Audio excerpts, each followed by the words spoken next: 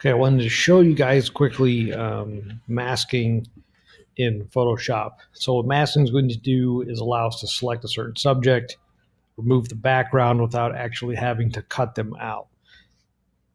A good reason to use this other than cutting out a subject is that you still have that background intact without actually having to manipulate the image unless you wanted to copy and paste on a separate layer.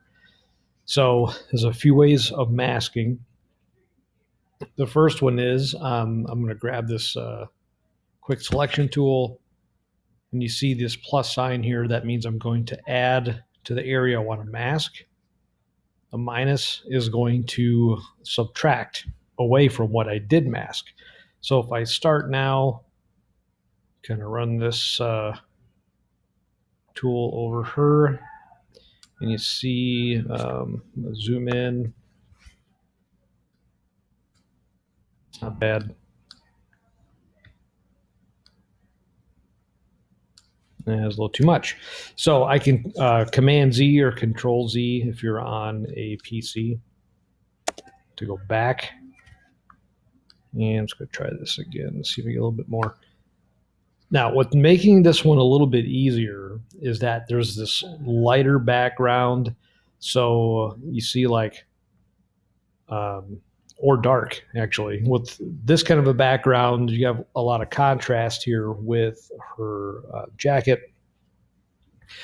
But also with this really dark chair, you have the contrast. So the tool is picking things up pretty quickly.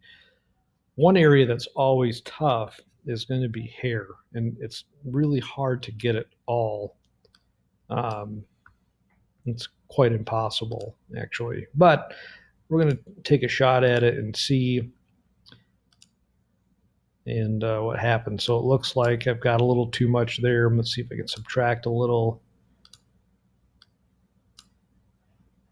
Let's see what we can get. And I'm going to call this good for now. I'm going to go in here, make sure I don't have anything else selected. We can remove this later. And down here in your layers panel, you'll see this rectangle with the circle knocked out that says add layer mask. So if I click that, here's our mask. You see it's not perfect, but so there's our image still intact. This is the mask. So that white area means that the subject is visible. The black area is what's covered up. To get some of this back, use the brush tool here, paintbrush, and there's two settings that we need to be mindful of. Three, actually. The first one is to make sure that this fill here is both white and black, okay?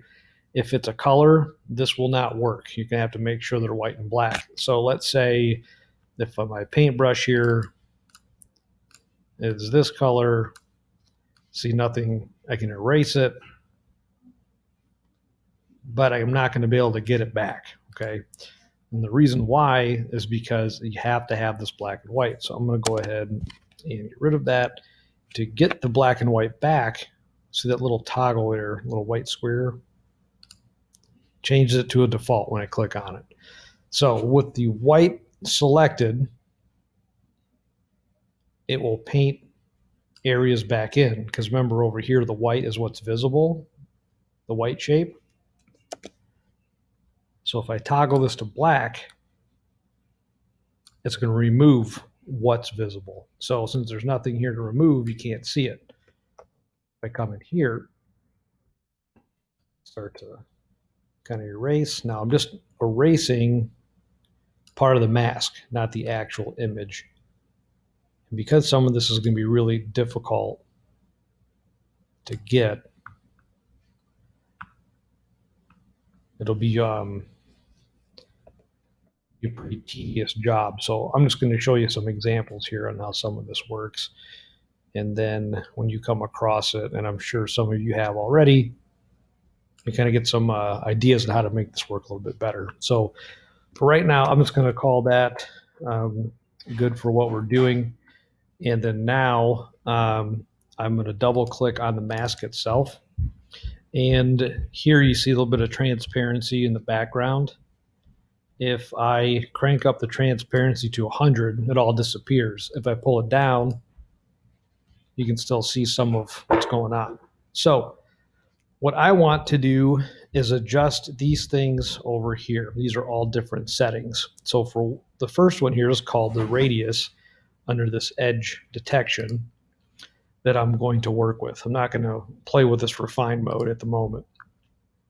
So when I start to drag this over, you can start to see,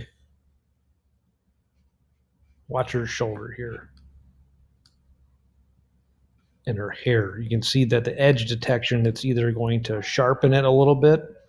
When I pull this down, more of her hair becomes visible. See that? Very subtle. Let's see if I turn it all the way up.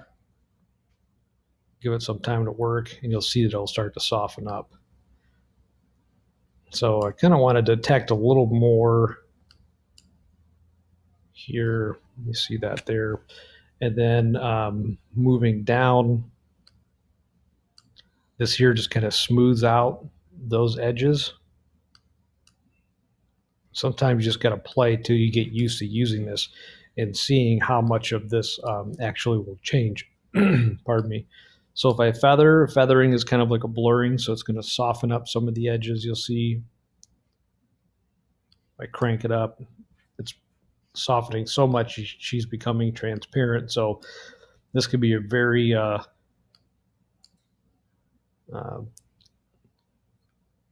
delicate one to mess with because it can change rapidly. So then the shift edge is going to show the edges of, similar to the radius, but it's going to show the harshness of the edges. So you see what's going on here. I turn this down, you see it's kind of pulling that information in. Well, we want to get a little more edge. And that's not looking too bad. So if I click OK, it's going to save all of those. And look at that. That's not good. Look at this side. Too much of our edge is being shown now. So let's go back in and let's see. We need to feather this out to soften it up and smooth it. And what will probably be easier is if I go back and start over. It's not terrible, but see how noticeable that is? So you can be very mindful of what these areas look like. So if I go back in time a few times there, Command Z, and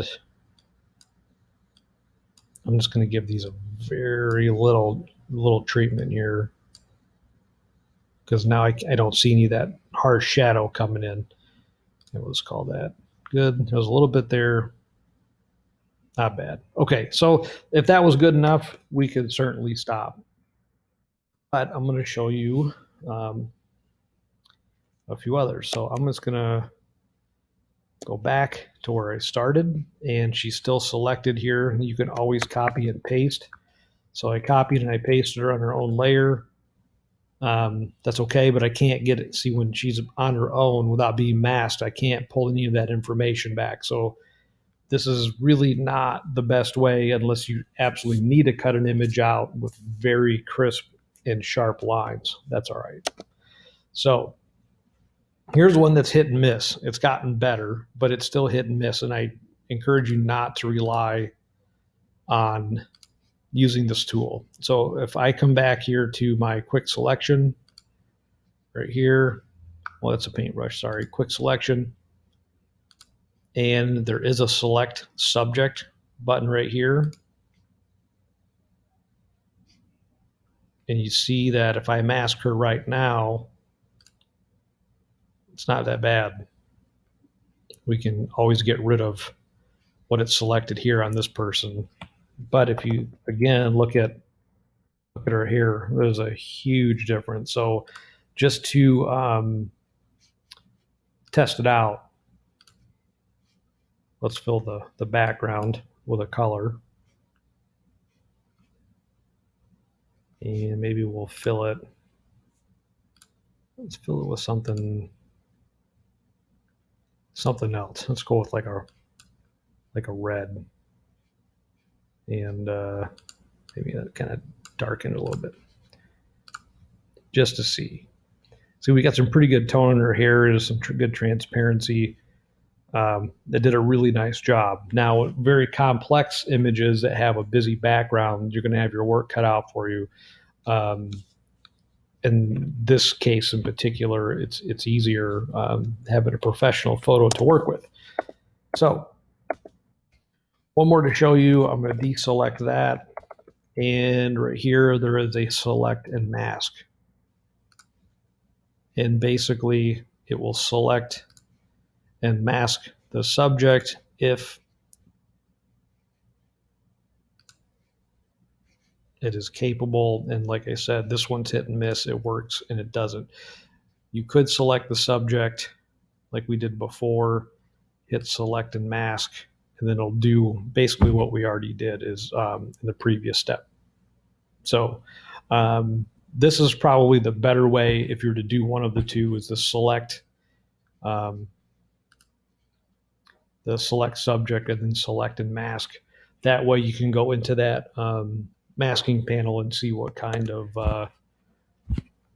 manipulation or adjustments you need to make.